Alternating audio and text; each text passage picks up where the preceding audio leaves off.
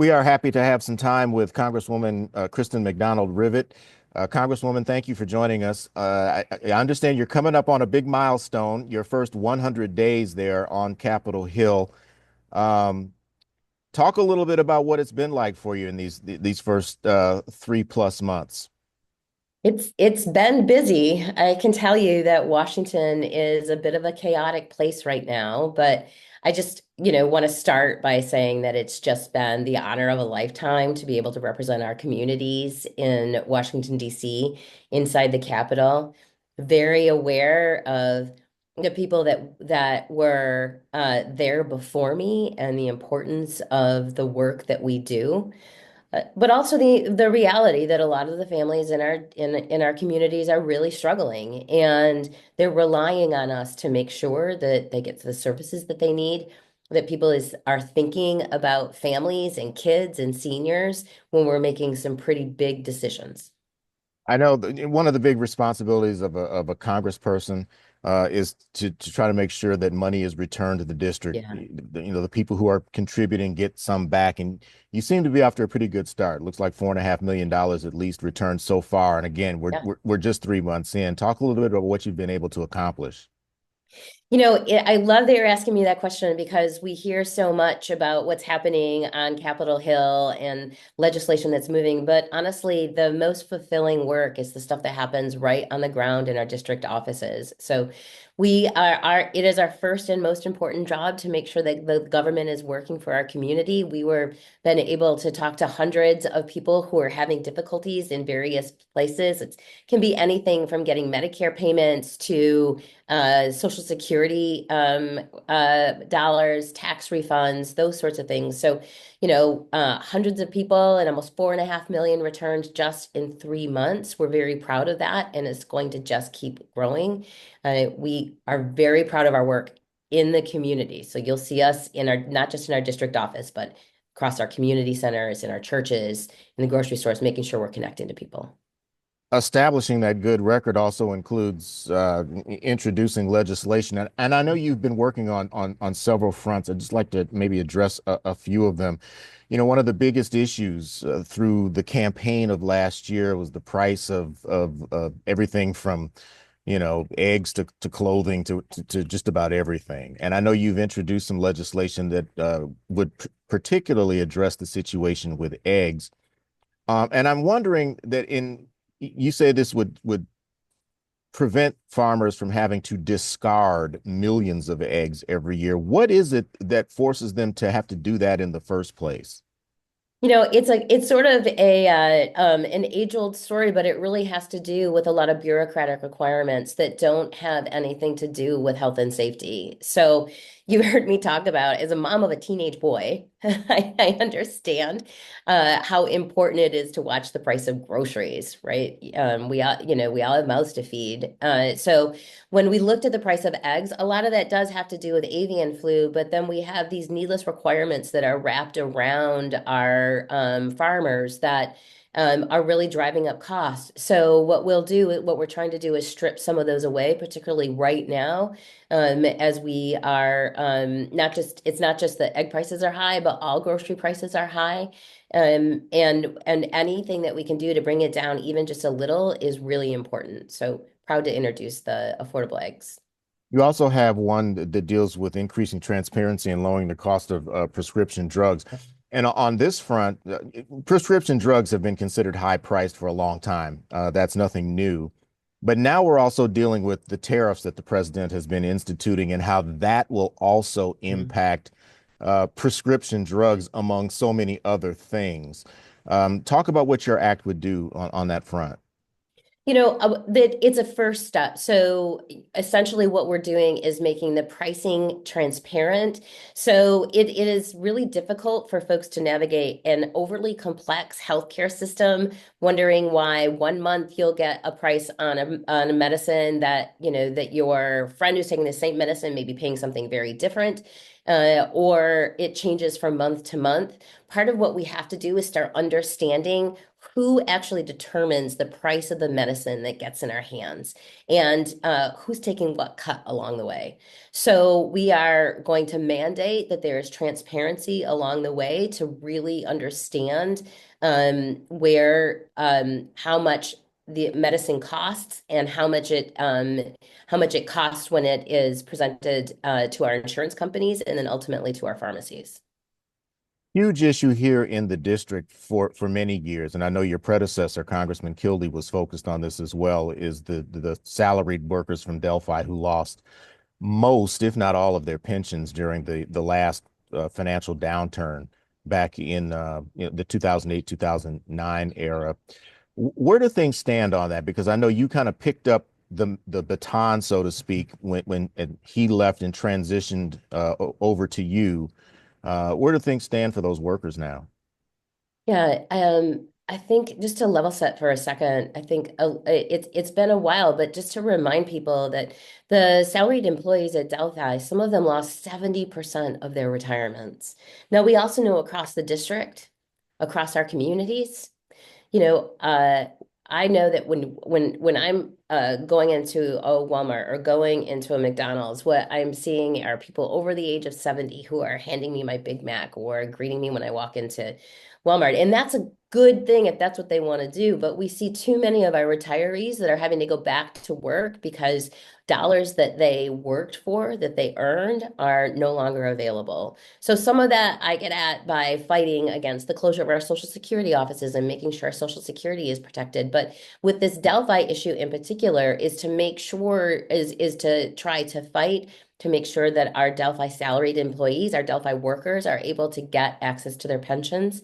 We were hopeful years ago that it would be an issue that would be resolved through the courts, but that does not seem to be a viable option now. So at this point, we are moving it through Congress. We saw some traction on it two sessions ago, and really hopeful that we can move a solution through the House and the Senate in this next year or two. To say it's been a tumultuous beginning to the second Trump administration might be an understatement for many people. So much has been happening in his efforts to downsize government. It has included, ordering the Secretary of Education to come up with a plan to dismantle that department. It has included, getting rid of what they feel are properties that are underused, which would include the Social Security office in Saginaw. Um, Talk about, what you feel Congress needs to do in terms of working with the administration on their efforts. There are a lot of folks who think government does need to be downsized. I think some of the criticism has been about the process that has been used to this point. Can you talk a little bit about that? Mhm. Let me start by saying that Congress has a responsibility to serve and protect the American people. That is our job, right? When we look at, and I'm not going to argue at all that we can't, I mean, we absolutely have efficiencies. I not only have campaigned on, but fought my entire career to get rid of bureaucratic nonsense that stands in the way of getting people help.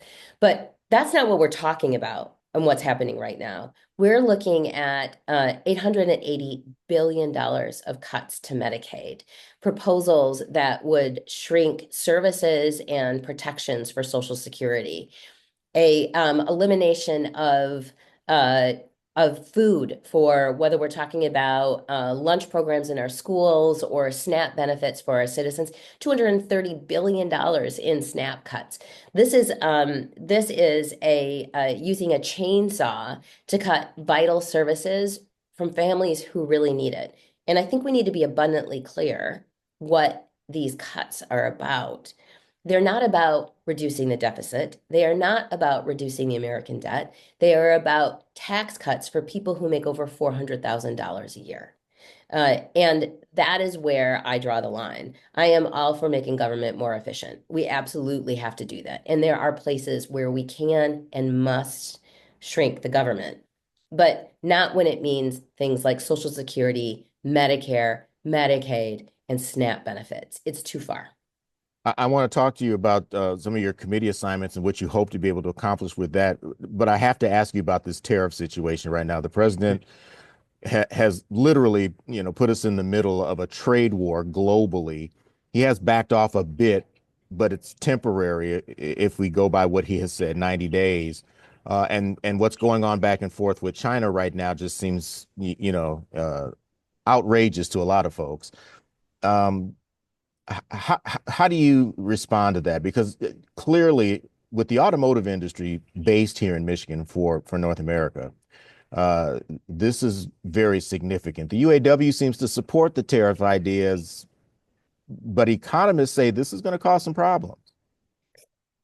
Yeah, so let's talk a little bit about what the volatility, the chaos, the unpredictability. So I know when I'm talking to whether we're talking about our large employers or our small businesses, what we need is predictability to understand from one day to the next what the economic climate is going to look like, and that has been really difficult to find since day one of the administration. But the thing that alarms me the most is, if we were to permanently put into the tariffs that were announced in the Rose Garden, what we estimate is that that will cost the average American family about $3,000 a year. So when we look at the price of eggs, of medicine, of housing, of childcare being out of reach for most people, and then adding $3,000 to the cost of things for them, it's unreachable. I think that the idea of a tariff is something that is a useful tool. There are places where we do need to use tariffs, but it's used with a scalpel, not a chainsaw. And it certainly can't be wielded in an unpredictable way. So I'm very concerned about the president's tariff plan. I think they're damaging. The issue about the Great Lakes came up too when the governor was in town. That sort of surprise invitation that she got to go into the Oval Office, and there seemed to be some agreement between her and the president on that issue. I know you're going to be doing some work about protecting the Great Lakes as well, because that's it's a vital resource not only to Michigan but the entire country. What are your thoughts on where those things stand? Yeah, first, I'm thrilled that you pointed out that there is agreement across the aisle on that. I mean, I have right now co-sponsored 51 pieces of legislation, and 35 of those are authored by Republicans and Democrats together. We do actually do things together. The Great Lakes is a place where we can compromise. I mean, I grew up on the beaches of Lake Huron and Lake Michigan, and tourism is incredibly important, not to mention one of the world's largest sources of fresh water. So we are working not just across, Democrats and Republicans working together, but we're working with the other states that touch the Great Lakes to make sure that the ecosystems are protected, and then make sure the wildlife and tourism is protected into the future. It is incredibly important for a lot of reasons in our state. You've earned some good committee assignments that are key to our region, agriculture and also transportation and infrastructure. You're part of the leadership team for the New Democratic or New Democrat Coalition. I want to get that name right. Just talk a little bit about how that will help you not only serve the constituents in district, but really everyone across the country.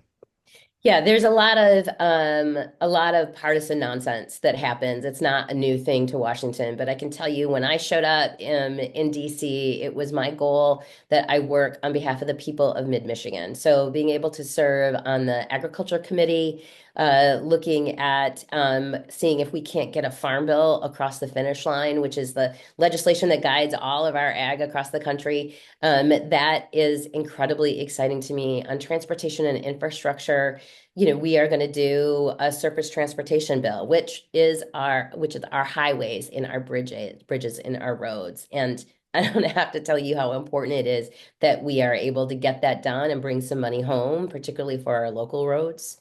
But also, as a part of the New Dem coalition, it's a group of Democrats in the House that have come together and said, look, we want to bring forward practical solutions for around economic issues that can really help families. And we want to do that in a way that we can actually get it done, which I've really spent my entire career doing. So I'm proud to do that, and I think it will reap benefits for the district.